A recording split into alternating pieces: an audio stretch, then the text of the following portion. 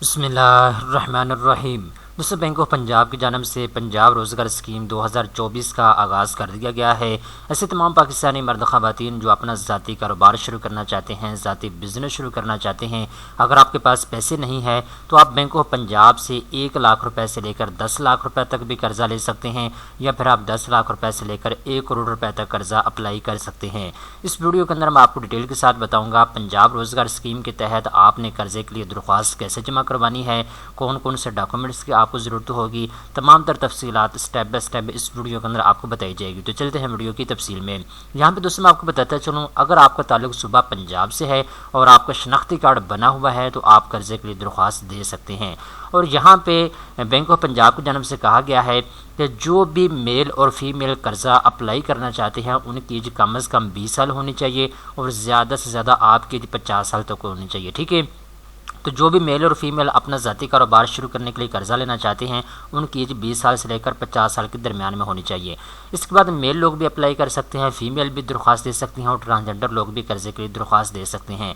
इसके बाद दोस्तों यहाँ पे एक चीज़ अपने ज़हन में रखिएगा, बैंक ऑफ पंजाब की जानिब से कहा गया है पंजाब रोज़गार स्कीम के तहत तमाम यूनिवर्सिटी के जो क्वालिफाइड स्टूडेंट्स हैं जिन्होंने अपनी डिग्री मुकम्मल कर ली है वो भी कर्ज़े के लिए अप्लाई कर सकते हैं, और जिनके पास स्किल्स है, हुनर है, कोई डिप्लोमा आपने कर रखा है या शॉर्ट स्किल्स आपने सीख रखी है तो आपको कर्ज़ा देने में तरजीह दी जाएगी। यानी ऐसे तमाम लोग जिनके पास कोई हुनर तो है और साथ उसके सर्टिफिकेट भी है तो आप कर्ज़े के लिए दरख्वास्त दें, आपको कर्ज़ा देने में तरजीह दी जाएगी। उसके अलावा जो ग्रेजुएट स्टूडेंट्स हैं, किसी भी यूनिवर्सिटी से फ़ारिग तहसील हैं आप, तो आपको भी कर्ज़ा देने में तरजीह दी जाएगी। उसके अलावा जिन्होंने टेक्निकल को डिप्लोमा कर रखा है आपको भी कर्ज़ा देने में तरजीह दी जाएगी। ठीक है, तो बेसिकली ऐसे तमाम पाकिस्तानी मर्द और ख़वातीन जिनके पास स्किल्स है, साथ उनके पास सर्टिफिकेट भी है, जिनके पास डिग्री है, तो वो लोगों को जो है कर्ज़ा देने में तरजीह दी जाएगी बैंक ऑफ पंजाब की जानिब से। इसके बाद दोस्तों यहाँ पे ये कहा गया है बैंक ऑफ पंजाब की जानिब से कि अगर आप नया कारोबार शुरू करना चाहते हैं उसके लिए भी आपको कर्ज़ा मिल जाएगा। अगर आपके पास पहले से कोई कारोबार मौजूद है, आप उसको स्केल अप करना चाहते हैं, बढ़ाना चाहते हैं, तो उसके लिए भी आप कर्ज़ा अप्लाई कर सकते हैं। इसके बाद दोस्तों कर्ज़ा की 2 किस्में हैं, कर्ज़े की 2 कैटेगरी बनाई गई हैं। नंबर 1 पे कैटेगरी ये है कि आप 1 लाख रुपए से लेकर 10 लाख रुपए तक कर्ज़ा अप्लाई कर सकते हैं।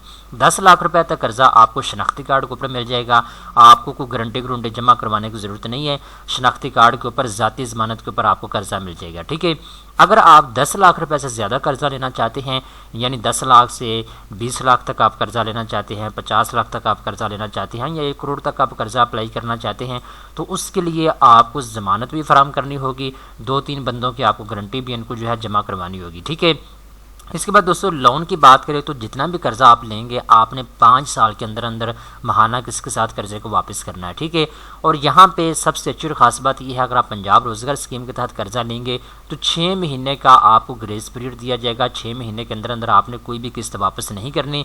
कर्ज़ा लेने के बाद आप अपना कारोबार शुरू करेंगे, कारोबार को स्केल अप करेंगे, कारोबार को प्रॉफिट में लाएंगे। 6 महीने तक का आपके पास टाइम होगा।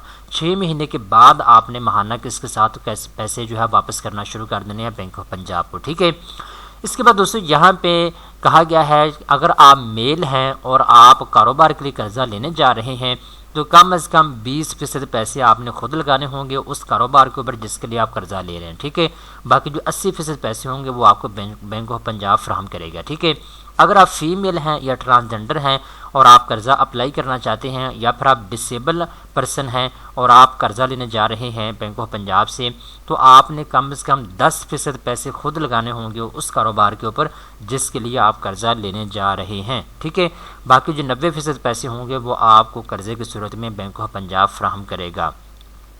अब दोस्तों सिक्योरिटी रिक्वायरमेंट की बात आ जाती है। जैसे कि मैंने आपको बताया है आप पर्सनल गारंटी के ऊपर भी कर्ज़ा ले सकते हैं। जैसे कि मैंने आपको बताया है अगर आप 5 लाख आपको कर्ज़ा चाहिए या 10 लाख चाहिए तो वो आपको ज़ाती ज़मानत के ऊपर मिल जाएगा। अगर आपने ज़ाती ज़मानत के ऊपर अगर आप 10 लाख से ज़्यादा कर्ज़ा लेना चाहते हैं तो उसके लिए ज़ाहिर बात आपको कोई ना कोई जो है गारंटी जमा करवानी होगी, कोई ना कोई ज़मानत आपको फराहम करनी होगी। तो मल्टीपल ऑप्शन आपके पास मौजूद हैं। आप किसी सरकारी बंदे की भी गारंटी जमा करवा सकते हैं, किसी बिजनेसमैन की भी करवा सकते हैं, या प्रॉपर्टी कागजात आप गिरवी रख सकते हैं, या कोई गाड़ी के कागजात आप गिरवी रख सकते हैं। मल्टीपल ऑप्शन आपके पास मौजूद हैं। ठीक है, इसके बाद ये यहाँ पे मैं आपको बताता चलूँ अगर आप 10 लाख रुपए तक कर्जा लेंगे तो आपने 4% फिक्स जो है मार्कअप पे करना है, सूद आपने पे करना है बैंक ऑफ पंजाब को। ठीक है, अगर आप 10 लाख से ज़्यादा कर्जा लेंगे तो 5% आपने इसके ऊपर जो है मार्कअप पे करना है।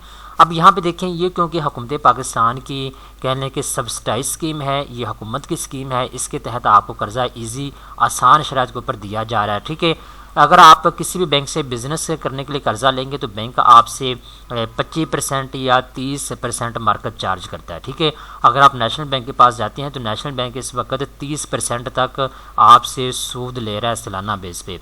अगर आप HBL बैंक के पास जाएं तो HBL 35% तक आपसे मार्कअप ले रहा है। ठीक है, इस तरीके के साथ स्टैंडर्ड चार्टर बैंक है या दूसरे तीसरे जितने भी कमर्शियल बैंक हैं वो आपसे 20% से ज़्यादा ही चार्ज कर रहे हैं जब आप कर्जा लेने के लिए जाते हैं। लेकिन इसके ऊपर सिर्फ 4%, यानी अगर आप फ़र्ज़ करें 1 लाख रुपये कर्जा लेते हैं तो आपको 4000 रुपये 1 लाख रुपये के ऊपर जो है सूद पे करना है। ठीक है, इस तरीके के साथ अगर आप बात करें 10 लाख से ज़्यादा अगर आप कर्जा अप्लाई करते हैं तो 5% आपने मार्कअप पे करना होता है। तो ये बहुत ही कम मार्कअप है, इसको अपने ज़हन में रखिएगा। इसके बाद दोस्तों यहाँ पे एक चीज़ अपने ज़हन में रखिएगा, 2000 रुपये इसकी प्रोसेसिंग फ़ीस है जो कि नॉन रिफ़ंडेबल है, ये आपको वापस नहीं मिलेगी। जब आप कर्जे के लिए अप्लाई करेंगे तो उस वक्त आपने 2000 रुपया तो जमा करवाना ही करवाना है। ठीक है ना। इसके बाद अब मेन चीज़ आ जाती है कि आपने कर्जे के लिए दरख्वास्त कैसे देनी है। ठीक है, बहुत से दोस्त ऐसे हैं जो अप्लाई तो करना चाहते हैं लेकिन रिक्वायरमेंट को पूरा करना उनके लिए थोड़ा मुश्किल हो जाता है। तो मैं आपको बताता चलूँ, बहुत से ऐसे स्टूडेंट्स हैं जिनके पास सर्टिफिकेट है, जिनके पास हुनर है, स्किल्स है, वो अप्लाई करना चाहते हैं लेकिन मसला सिर्फ अप्लाई करने में ये आ रहा है कि उनको पता नहीं है कि अप्लाई कैसे करना है, तरीक़ाकार क्या है। ठीक है, तो देखिए मैंने आपको सारी चीज़ें जो यहाँ बता दी हैं। अब मेन चीज़ आ जाती है आपने कर्जे के लिए दरख्वास्त कैसे देनी है। तो दरख्वास्त देने का तरीक़ाकार ये है, आप ऑनलाइन अप्लाई कर सकते हैं। बैंक ऑफ पंजाब रोज़गार स्कीम की ऑफिशियल वेबसाइट के ऊपर आपने आना है, इसका लिंक मैं आपको नीचे डिस्क्रिप्शन के अंदर प्रोवाइड कर रहा हूँ। ठीक है, मैं आपको यहाँ पे बताता चलूँ, यानी कि ऑफिशियल वेबसाइट है rozgar.psic.punjab.gov.pk। ठीक है, Punjab small industries corporation government of the Punjab. ठीक है, तो यानी कि ऑफिशियल वेबसाइट है, इसके ऊपर आपने आना है। अगर आपका इस वेबसाइट के ऊपर अकाउंट बना हुआ है तो जस्ट आप एप्लीकेशन लॉगिन कर सकते हैं। यहाँ पे शनाख्ती कार्ड नंबर लिखें, पासवर्ड लिखें और साइन अप के ऊपर आप क्लिक कर सकते हैं। अदरवाइज़ आपने क्या करना है, अपना इस वेबसाइट के ऊपर आके अपना अकाउंट बनाएं। अकाउंट बनाने के बाद जो है आप जो है दरख्वास्त के लिए अप्लाई करें। ठीक है दोस्त, यहाँ पे आके अकाउंट बनाते नहीं है, रजिस्टर होते नहीं है, फिर कहते हैं जी अप्लाई कैसे करें, अप्लाई करने का तरीकाकार नहीं आ रहा। तो पहले आप इस वेबसाइट के ऊपर अपना अकाउंट बनाएं। अकाउंट बनाने के बाद आप दरख्वास्त जमा करवा सकते हैं। ठीक है, तो उम्मीद करता हूँ आई होप कि आपको सारी तफसीलात समझ आ चुकी होंगी।